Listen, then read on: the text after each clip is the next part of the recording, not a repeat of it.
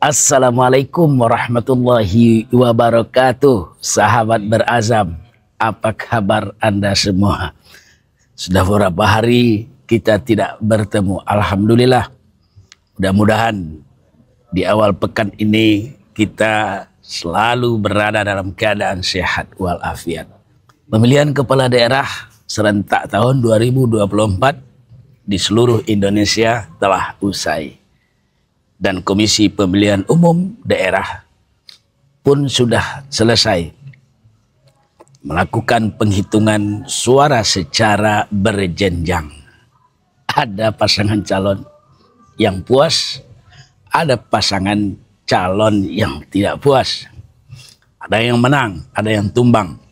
Yang tumbang dan tidak puas atas pelaksanaan pemilihan kepala daerah mengajukan gugatan ke Mahkamah Konstitusi, termasuk di Provinsi Riau. Tapi untuk pemilihan gubernur dan wakil gubernur Riau kondisinya aman, terkendali. Peraih suara terbanyak pun sudah diumumkan oleh Komisi Pemilihan Umum Daerah Riau, yakni pasangan bermarwah atau duet Abdul Wahid bersama SF Haryanto. Setakat ini tidak ada pasangan calon, baik pasangan calon Muhammad Nasir, Muhammad Wardan maupun pasangan calon Samsuar, Mawardi Mawar Saleh, tidak ada yang mengajukan permohonan ke Mahkamah Konstitusi.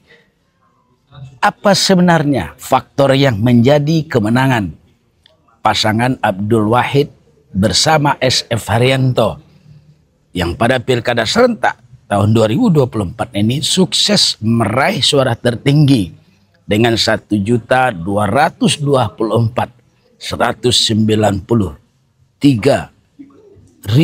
suara. Pasangan ini luar biasa raihan suara bermarwah ini.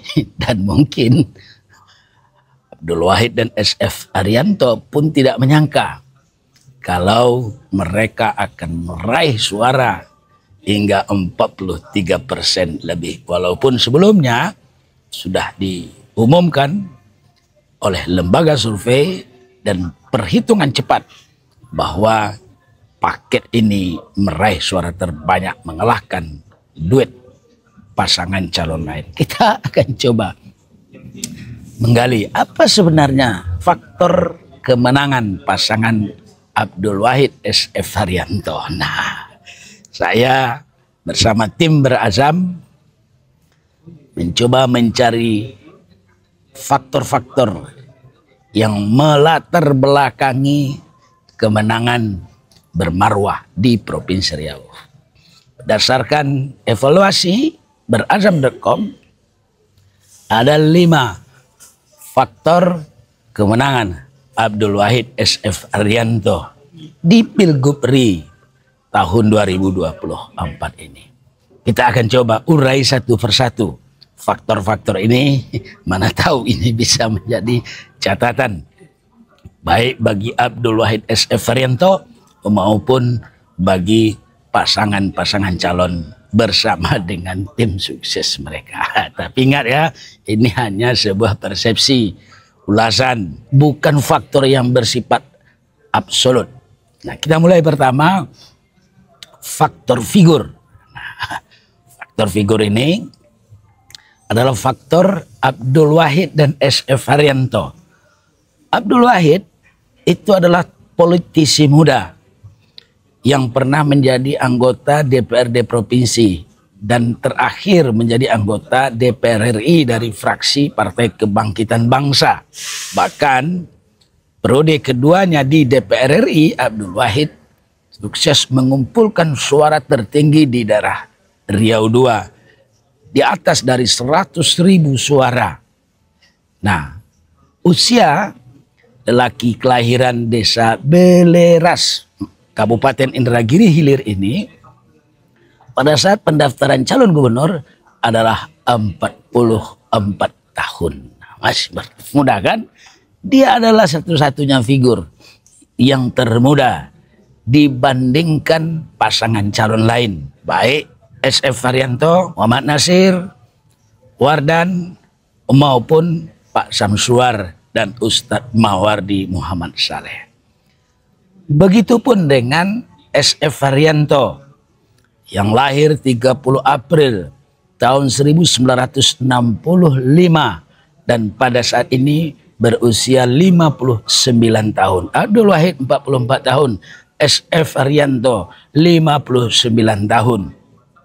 Karir birokrasinya sudah malam melintang di pemerintahan Provinsi Riau. Dia pernah menjadi sekretaris daerah dalam rentang waktu tahun 2021 sampai 2024 dan terakhir menjadi penjabat gubernur Provinsi Riau dari 29 Februari sampai 14 Agustus tahun 2024.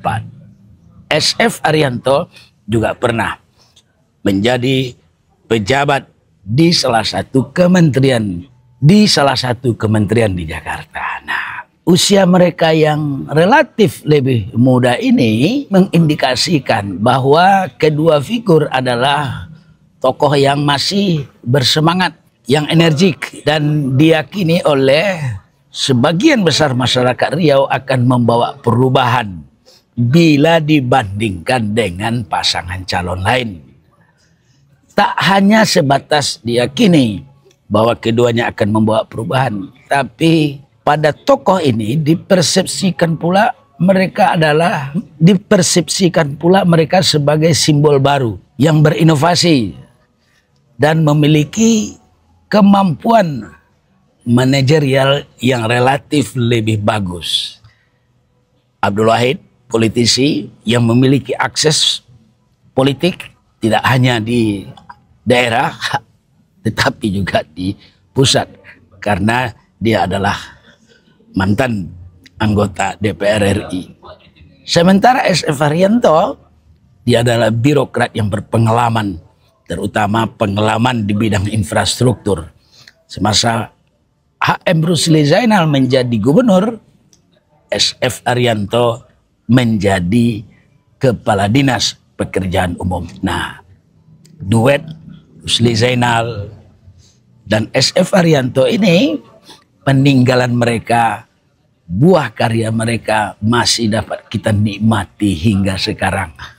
Flyover, stadion utama, gedung Bank Riau, jembatan, gedung PU, kantor gubernur 9 lantai, banyak lagi gedung-gedung atau bangunan fisik lain yang bertapak baik di kota Pekanbaru maupun infrastruktur jalan dan jembatan di kabupaten dan kota dalam wilayah Provinsi Riau. Ketika SF Haryanto menjadi PJ Gubernur, ia melakukan terobosan yang luar biasa, meningkatkan pengaspalan jalan di kabupaten dan kota, apalagi di kota Pekanbaru. Ini kunci kemenangan bahwa duet Abdul Wahid dan SF Haryanto diyakini akan lebih baik membawa perubahan di Provinsi Riau karena pengalaman, kemampuan, dan karya mereka sudah terbukti baik selama Abdul Wahid menjadi anggota DPR RI maupun SF Haryanto pada saat menjadi pejabat di Provinsi Riau. Itu faktor pertama. Faktor kedua adalah program kerja.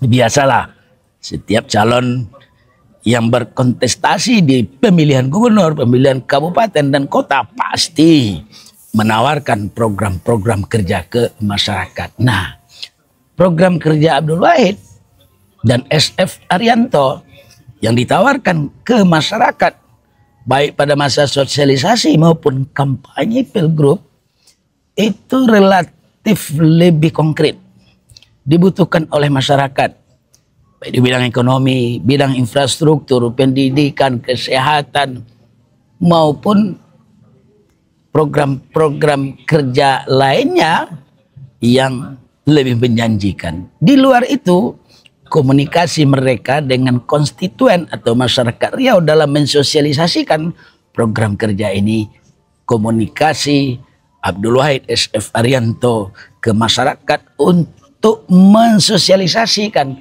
program kerja ini juga bagus, sesuai dengan sasaran yang mereka inginkan. Ada beberapa program kerja yang populis, yang sering dikampanyekan oleh Wahid dan SF Arianto.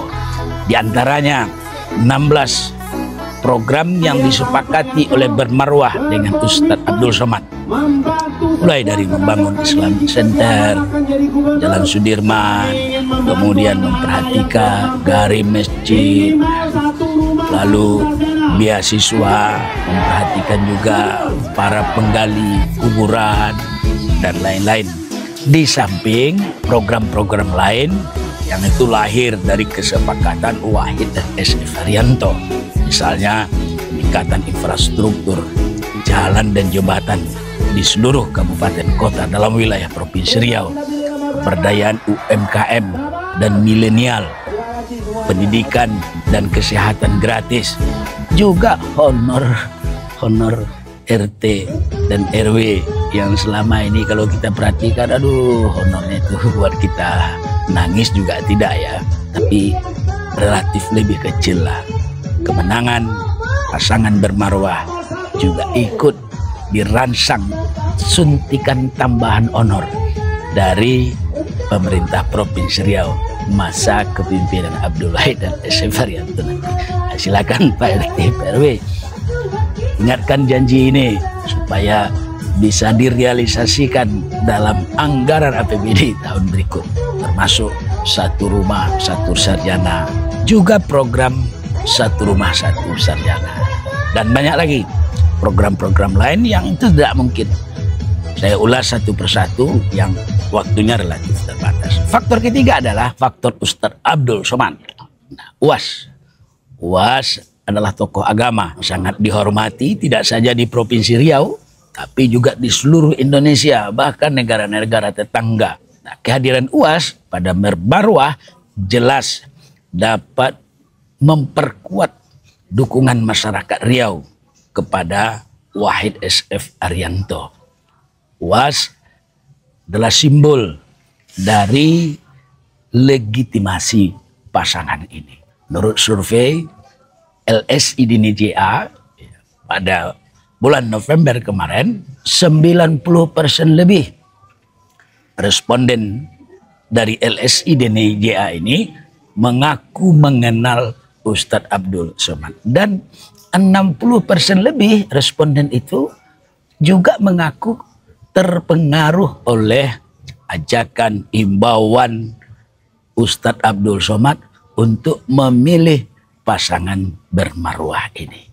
Jadi kehadiran Ustadz Abdul Somad ini membawa keuntungan yang luar biasa bagi pasangan Abdul Wahid dan SF Arianto pada Pilkada Gubernur Riau tahun 2024 ini. Faktor yang keempat, kemenangan Bermarwah adalah dukungan milenial dan emak-emak. Nah, dukungan dari kelompok milenial dan emak-emak ini menjadi kekuatan dari elektoral pasangan Bermarwah. Milenial ya, yang pada Pilkada tahun 2024 ini sangat mendominasi pemilihan kepala daerah di Provinsi Riau.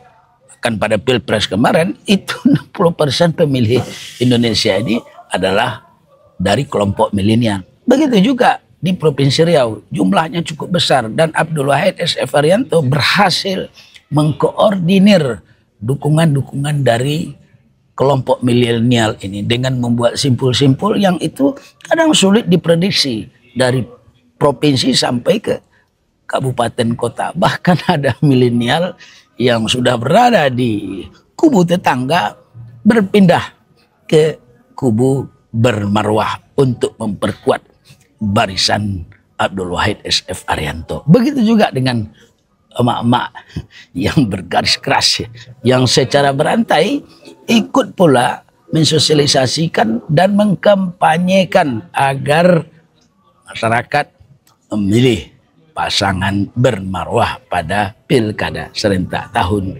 2024 ini. Jadi strategi Abdul Wahid SF Arianto menggalang kekuatan dari kelompok milenial dan emak-emak itu cukup berhasil mengangkat pamor bermarwah sekaligus memenangkan pasangan ini pada Pilkada tahun 2024. Dan yang terakhir, ini juga tidak kalah peran strategisnya dalam kemenangan bermarwah, yaitu faktor media. Faktor media ini kalau saya perhatikan di kelompok bermarwah itu bekerja secara berlapis, memanfaatkan strategi media secara jitu, sehingga sosialisasi figur, sosialisasi program kerja bermarwah relatif meluas. Ada 3 simpul media yang kami lihat dalam duet pasangan ini.